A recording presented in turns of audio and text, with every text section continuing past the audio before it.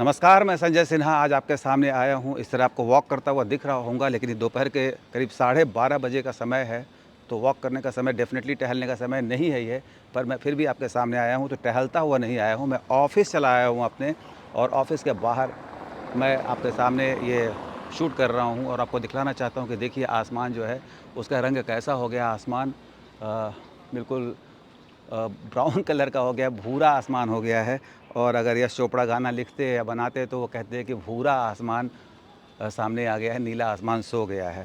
तो इसके बारे में मैं यही कह सकता हूँ कि अभी जो स्थिति है दिल्ली की, वो बहुत बहुत बहुत तकलीफ़देह है। और प्रदूषण जो है सो एकदम अपने चरम पर पहुँच गया है, और मुझे लगता है कि आने वाले समय में ये प्रदूषण और बढ़ेगा।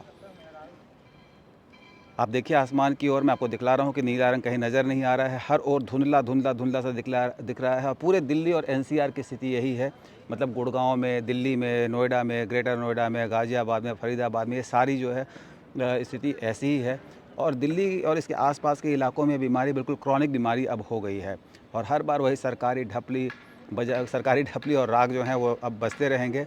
हर ओर प्रदूषण का गाना गाया जाएगा, करोड़ों रुपए फूके जाएंगे और बताया जाएगा कि घर से मत निकलिए, दिवाली पर पटाखे मत छोड़िए, गाड़ी में मत चलिए, घर में रहिए, स्कूल कॉलेज भी बंद हो सकते हैं। और सच्ची बात यह है कि सरकार आपको चिंता करती हुई दिखेगी और आपका फेफड़ा सड़ता रहेगा। आप जानते हैं, कोई मैं नई बात आपको नहीं बता रहा हूँ, आपको ये बात इसलिए बता रहा हूँ क्योंकि आप जानते हैं कि जो हवा में जो ये जहरीली चीज़ें शुमार हैं, शामिल हैं, उसका हमारे लंग्स पर क्या असर पड़ता है। और मैं आपके सामने इस तरह की जानकारी इसलिए लेकर आ रहा हूँ ताकि आप सतर्क रहें, चौकस रहें, और इस बात का मर्म समझें कि मैं कहना क्या चाहता हूँ। जिस आसमान को मैं आपको दिखला रहा हूँ, उस आसमान को दिखलाने के पीछे भी मोटिव यही है कि आप अपने हेल्थ हज़ार्ड्स को समझें, हेल्थ की मुश्किलों को समझें। मैं अगर ऐसा कहूं कि दिल्ली और इसके आसपास के इलाके में इस समय कैंसर के कारक हवा में घूम रहे हैं, तो आप बिल्कुल इससे अतिशयोक्ति मत मानिएगा, और ये हमारे फेफड़े में समाते हैं। और खबर बताने के लिए बता रहा हूं, जी हाँ, बिल्कुल बताने के लिए बता रहा हूं कि दिल्ली में ग्रेडेड एक्शन रिस्पॉन्स सिस्टम का जो तीसरा चरण है उसको लागू किया गया है, और CAQM की मीटिंग के बाद राजधानी में ग्रैप 3 को लागू करने का भी फैसला लिया गया है। यहाँ पर जो एयर क्वालिटी का इंडेक्स देखा गया है, बहुत ही ख़राब बताया गया, बहुत ही ख़राब। और ग्रैप 3 नॉर्म्स लागू होने के साथ साथ अब यहाँ पर ऐसा भी है कि तोड़ फोड़ कंस्ट्रक्शन के काम पर रोक लग गई है, और BS3 पेट्रोल और BS4 डीजल के जो गाड़ियाँ हैं उनको दिल्ली में आने पर भी अब रोक लगेगी। ये सब तो सरकारी ढपली हैं, सरकारी राग हैं। मैं आपको जो बताना चाहता हूँ वो ये है कि प्रदूषण से असल में हमारे आपके फेफड़े में होता क्या है, और ये कितना घातक और कितना जानलेवा है। सचमुच जानलेवा है इस हवा में सांस लेना। मैं आज आपको बता रहा हूँ क्योंकि मैं नीचे टहलने नहीं गया, और क्योंकि मैं जानता हूँ कि इस हवा में टहलने, दौड़ने से और तेज़ गति से चलने से सांस में क्या समस्याएं आ सकती हैं। ये बात मैं संजय सिन्हा ही नहीं, आप सभी लोग जानते हैं कि हम दिन भर में करीब 25,000 बार सांस लेते हैं और सांस छोड़ते हैं। जाहिर है कि जितनी बार फेफड़े में प्रदूषित हवा जाती है, शरीर के भीतर जहर बनकर घुल जाती है।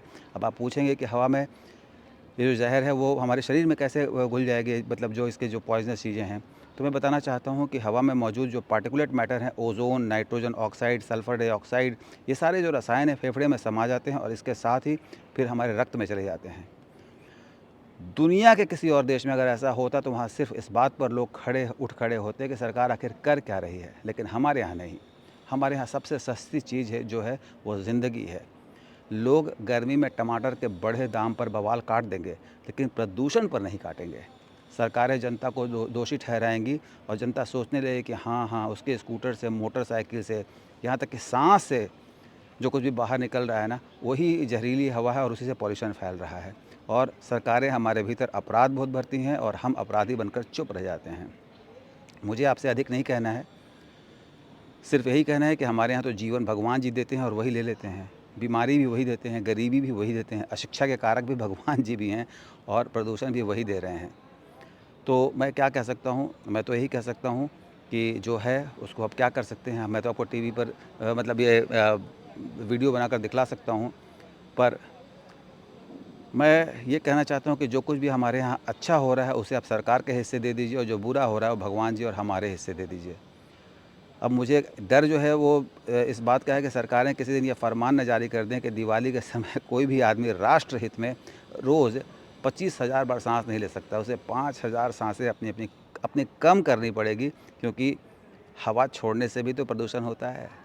जी हाँ, सरकार के पास पावर है और वो ऐसे फैसले ले ले तो आप असल में कुछ कर भी नहीं पाएँगे। तो मैं आपके सामने इस तरह की जानकारियाँ लेकर आता रहता हूँ और बताता रहता हूँ आपको। मैंने पूरा आसमान दिखलाया, 12:30 बजे दिन के में दोपहर में सूरज का जो सूरज की तपिश है वो भी आपको दिखला चुका मैं, वो भी आपको बता चुका और ये सब दिखला रहा हूँ कि नित्य नए कंस्ट्रक्शन काम हो ही रहे हैं, सब चल रहा है। वैसे तो खैर वो बड़ी बात नहीं है, बड़ी बात ये है कि मैं बड़ी बात मतलब क्या कह सकता हूँ कि जो प्रदूषण है, असल में क्या है कि हमारे यहाँ जो मैं जिस बात पर चर्चा करना चाहता हूँ, जिस बात पर मेरा विरोध होता है कि मैंने टमाटर की बात की थी ना आपसे अभी कि गर्मी में टमाटर का दाम बढ़ जाए तो लोग आंदोलन कर देते हैं, टीवी पर बहस शुरू हो जाती है, लेकिन कोई पॉल्यूशन पर चर्चा नहीं कर रहा है। एक मतलब फॉर्मेलिटी के रूप में सारी चीज़ें होती हैं कि दिवाली है तो होगा ही होगा। अब देखिए अभी तो पटाखे छूटे भी नहीं हैं, फिर ये पॉल्यूशन क्यों है और कहाँ से है? तो ये ऐसा नहीं है कि लोगों को नहीं मालूम है और नहीं मालूम है तो चिंता की बात है कि सरकार फिर कर क्या रही है। ये सरकारें आपस में मिल कर के क्यों नहीं एक इस तरह की व्यवस्था कर लेती हैं कि पॉल्यूशन ना हो। तो मैं ये कहना चाहता हूँ कि अभी आप लोग अगर दिल्ली से बाहर हैं, हालाँकि दिल्ली के बाहर भी एयर क्वालिटी कोई बहुत अच्छी नहीं है। मैं तो एक रिपोर्ट पढ़ रहा था कि कोलकाता में, बिहार में, ये सब जगह पे एयर क्वालिटी बहुत ख़राब है, तो हर जगह ये समस्या है। दिल्ली में चूँकि मैं हूँ इसलिए मैं दिल्ली की बात आपके सामने लेकर आया हूँ। पर मैं आपसे जो बात कहना चाहता हूँ वो ये है कि अगर आज के ज़माने में कोई व्यक्ति अपने आधे घंटे की बातचीत में एक बार प्रदूषण पर चिंता नहीं जताता है, तो ये सचमुच बहुत शर्मनाक और शोचनीय विषय है, क्योंकि आने वाले समय में सबसे जो मुश्किल आने वाली है, वो साँस की आने वाली है। और आपने देखा होगा कोविड के बाद किस तरीके से लोगों को फेफड़े का संक्रमण हुआ है, लोगों की जान गई है और जा रही है। अच्छा, आजकल आप बहुत सुनते होंगे ब्रेन स्ट्रोक की बात, सडन कार्डियक अरेस्ट की बात, हार्ट अटैक की बात। तो ये सारा कुछ जो है सो ज़हर हमारी फ़िज़ा में घुला हुआ है और हम उसको झेल रहे हैं, मजबूर हो रहे हैं। मैं इतनी ज़ोर-ज़ोर से बोल रहा हूँ आपके सामने, उससे भी मैं थोड़ा साँस ज़्यादा इन्हेल कर रहा हूँ।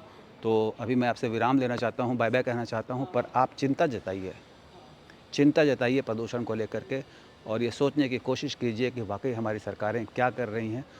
वो अगर इस पर चर्चा नहीं कर रही हैं और दुनिया जहान की दूसरी बातों पर आपको उलझाए हुए हैं, तो कहीं न कहीं हम सब मूर्ख हैं, बुद्धू हैं और हम लोग अभिशप्त हैं एक सड़ी हुई ज़िंदगी जीने के लिए। फ़िलहाल अपने दोस्त संजय सिन्हा को इजाज़त दें। नमस्कार, सी यू, टाटा, बाय-बाय, नमस्ते।